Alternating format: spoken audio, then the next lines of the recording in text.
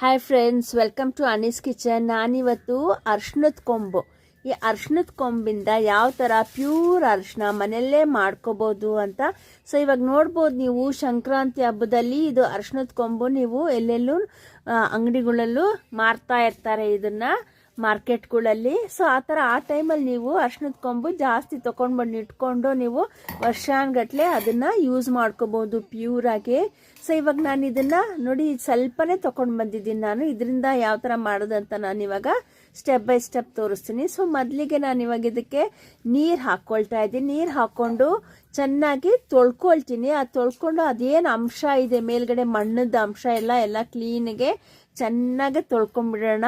So ತೊಳ್ಕೊಂಡ್ರೆ ನಿಮಗೆ ಗೊತ್ತಾಗುತ್ತೆ ನೋಡಿ ನೀರು ಯಾವ ಕಲರ್ ಬಂದಿದೆ ಅಂತ. ಸೊ ಅರಿಶಿನ ಹಚ್ಕೊಳ್ಳುವಾಗ ಮಖಕ್ಕೂ ಕೂಡ ಅದರದ್ದು ಇನ್ಫೆಕ್ಷನ್ ಆಗಿಬಿಡತ್ತೆ. ಯಾಕಂದರೆ ಅದ್ರ ಮಣ್ಣು ಏನಾದರೂ ಇದ್ದರೆ ಗಲೀಜೆಲ್ಲ ಇದ್ದರೆ.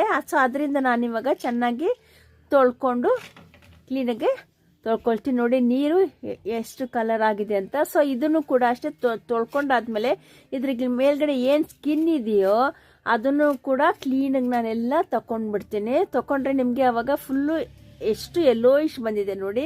ಸೊ ಇದನ್ನು ಇದೇ ಥರ ಒಣಗಿಸ್ಬೋದು. ಇದೇ ಥರ ಒಣಗಿಸಿದ್ರೆ ತುಂಬ ದಿನ ತಗೊಳುತ್ತೆ. ಅದರಿಂದ ನಾನೇನು ಮಾಡಿ ಸಣ್ಣದಾಗಿ ಕಟ್ ಮಾಡಿಕೊಂಡು ಸ್ವಲ್ಪ ಬಿಸಿಲಲ್ಲಿ 1-2 ದಿನದಲ್ಲೇ, ತುಂಬ ಬಿಸಿಲಿದ್ರೆ 1 ದಿನದಲ್ಲೇ ಒಣಗೋಗ್ಬಿಡುತ್ತೆ. ಸೊ ಇವಾಗ 1-2 ದಿನದಲ್ಲಿ ನಿಮಗೆ ತುಂಬ ಒಣಗೋಗಿರುತ್ತೆ. ಇದು ಈ ಥರ ನಿಮಗೆ ಆಗುತ್ತೆ. ಸೊ ನೋಡಿ ನಾನು ಅದನ್ನು ಮನೆಯಲ್ಲೇ ಗ್ರೈಂಡ್ ಮಾಡ್ಕೊಳ್ತೀನಿ.